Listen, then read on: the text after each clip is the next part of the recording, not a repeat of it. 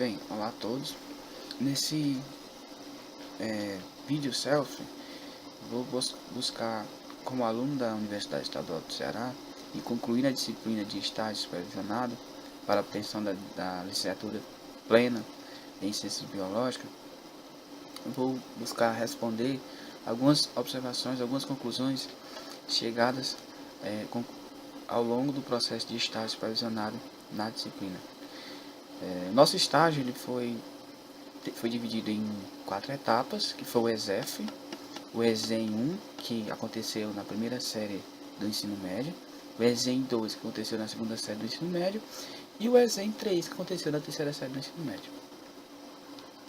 Todas essas etapas, elas seguiram um cronograma, que foi estipulado pela própria Universidade Estadual do Ceará. Nesse cronograma, foi dividido em partes teóricas e partes práticas. A parte teórica acontecia no centro, na própria universidade, no CVT, no polo, com encontro com o professor responsável, o professor Edson Lopes, o professor responsável, o professor formador, que deu a formação da disciplina para os alunos. No caso, participei de todos os encontros. Após a importância desse processo de formação teórico, consistia na questão de dar subsídio, dar informações, levar conhecimentos a respeito da importância do estágio, das leis que regem a educação no país, da LDB, das diretrizes da educação, das matrizes curriculares, né? Então, de procurar conhecer as próprias normas da educação no país. Outra importância também do encontro teórico era levar ao conhecimento dos alunos toda a parte burocrática necessária e que deveria ser seguida no passo a passo da execução das atividades de estágio. Essas parte burocrática consistia em questão das atividades, das orientações pedagógicas que deveriam ser seguidas e das diretrizes a serem executadas durante a realização do estágio nas devidas escolas, que são chamadas fichas, né, as fichas de estágio. Dentre essas fichas nós tínhamos o plano, né, a ser executado, tinha um cronograma de atividades a serem executadas. Bem, após esse processo de burocrático, de conhecer as normas, as regras do estágio, como deveriam ser realizados, partiu para a parte prática. O que foi a parte prática? A primeira fase foi o ESEF. O ESEF aconteceu nas séries iniciais do 6º ao 9º ano, né, onde deveríamos trabalhar na área de ciências, né, aplicar os conhecimentos adquiridos durante os encontros de ciências biológicas na transmissão do conhecimento de ciência nas primeiras séries do ensino fundamental, no caso fundamental 2, né, que contempla do 6º ao 9º ano. Seguindo de posse dos roteiros, de posse dos conhecimentos adquiridos durante as aulas teóricas, que foram de suma importância, de garantir-lhes que as aulas teóricas são determinantes, principalmente quando temos um professor excepcional, um professor bom formador, um professor que acompanha, que sabe transmitir e leva e dá um enfoque nas partes importantes da questão da execução de um estágio. E isso aconteceu muito bem com o professor Edson durante a formação para o ESEF. Foi o primeiro contato dos alunos, dos universitários em sala de aula. Aconteceu no momento do ESEF.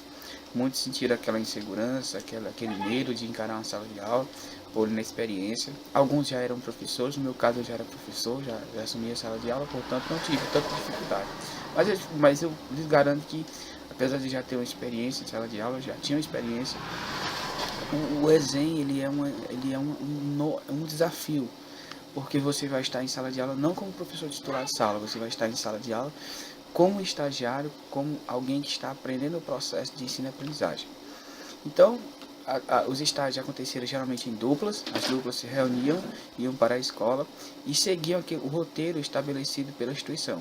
Um dos pontos desse roteiro era a observação da instituição, a observação dos professores, a observação do plano político-pedagógico da escola, do PPP, a observação dos projetos que existiam na escola, em termos de administrativo, dos órgãos que funcionavam na escola, como Grêmio Estudantil, grupo de professores, né, próprio núcleo gestor, como era organizado, como era essa hierarquia do grupo gestor, como era, se existiam associações e como essas instituições colegiais, esses grupos colegiados funcionavam dentro da escola, qual a parcela de participação de cada um dentro da escola. Outro roteiro também era com relação às estruturas físicas da escola, né? Saber quais os suportes pedagógicos que a escola ofertava, na parte de infraestrutura, de recursos metodológicos e pedagógicos. Isso era realizado ao longo do processo de diagnóstico da escola. Outra parte também era acompanhar a regência dos professores em sala de aula, né? O professor ver como era a realidade no planejamento, na execução das atividades, as metodologias que eles aplicavam, como eles utilizavam o tempo pedagógico. Participar também dos planejamentos foi muito importante para a gente, principalmente para quem não tinha experiência de sala de aula, saber quais os processos que aconteciam durante um planejamento, o que é levado em consideração, o que é realmente fazer um planejamento, qual a relação entre o planejamento e a matriz curricular, por que é importante ter uma grade de conteúdos, saber por que é importante saber qual é a política pedagógica da escola, quais são os projetos da escola, para poder conciliar esses projetos a esse planejamento, para que não haja uma discrepância entre o que você planeja e o que a escola pretende alcançar. Então no ESEF foi muito importante, foi um momento importantíssimo para todos os alunos, pois foi o primeiro contato, foi a primeira experiência em sala de aula, foi um desafio para a maioria dos alunos que nunca tinham contato com a sala de aula. No meu caso não foi um desafio porque eu já sabia, foi até interessante porque foi uma oportunidade de reencontrar antigos alunos que outrora já haviam ensinados, mas por questões de estar o professor ser itinerante, hoje está na escola, amanhã já não está mais, tive essa oportunidade de retornar e reencontrá-los. E o outro ponto que eu destacaria do ESEF foi essa familiaridade com esses alunos, né, que facilitou o processo, que já tínhamos aquela confiança, já tínhamos uma amizade, um companheirismo no ambiente escolar de outros tempos. Buscamos nesse do ESEF, a gente seguimos muitas orientações do nosso professor, que foi dar apoio, suporte no que a escola necessitava, sempre que a escola precisava. Nós estávamos ali não apenas como estagiários que não tinham um compromisso político pedagógico na escola, mas pelo contrário, tínhamos um compromisso de auxiliar, de ajudar, de levar o nome da instituição, mostrar que nós estávamos dispostos a honrar com a nossa formatura e a profissão que tínhamos escolhido. No ESEM, não deixou, apesar de já ser a segunda contato com a sala de aula de muitos alunos, mas não deixou de ser um desafio, porque no ESEF ele aconteceu na escola municipal, na rede municipal de ensino, né, ensino básico. No ESEF ele já foi voltado para as turmas do ensino médio, então seria o primeiro contato dos alunos com os adolescentes, ou turmas com outros comportamentos, com outra visão de mundo, né? Então isso também não deixou de ser um desafio. No caso do ESEF, as metodologias eram diferentes, as aulas, a hora-aula era diferente, a logística da escola era diferente, até o próprio instituição, o próprio prédio, as próprias estruturas eram diferentes. Para a realização do ESEF, as metodologias foram as mesmas. O roteiro a ser seguido foram os mesmos pré-estabelecidos no caso do ESEM. Foram os mesmos utilizados no ESEF. Recebemos as mesmas formações da instituição, as formações teóricas. Com base nas formações teóricas, fomos para as escolas designadas. E o primeiro contato foi por meio do encontro com a direção da escola, apresentar a nossa proposta de trabalho, por que a escola foi escolhida e o que realizaríamos ao longo do tempo. Após esse contato, foi procurado os professores da instituição para comunicar-lhes que nós passaríamos algum tempo acompanhando o trabalho deles e que ao longo desse período nós também daria a nossa passada de contribuição, seja em informações, seja em palestras e ao mesmo tempo dando regência em sala de aula. E que a contribuição deles seria de suma importância para o nosso trabalho. Bem, após esse passo, o próximo passo foi a questão da observação da escola, saber quais eram a diferença de uma instituição de ensino médio para uma instituição de ensino básico, fundamental, e observou-se, e um fato que chamou a atenção foi a questão da organização, dos materiais pedagógicos, forma de trabalhar do corpo docente, discente da escola. Foi bastante relevante fazer essa observação, porque muitos pontos foram surgindo, diferenças foram notórias. E isso é importante para a construção da vida acadêmica de um futuro professor.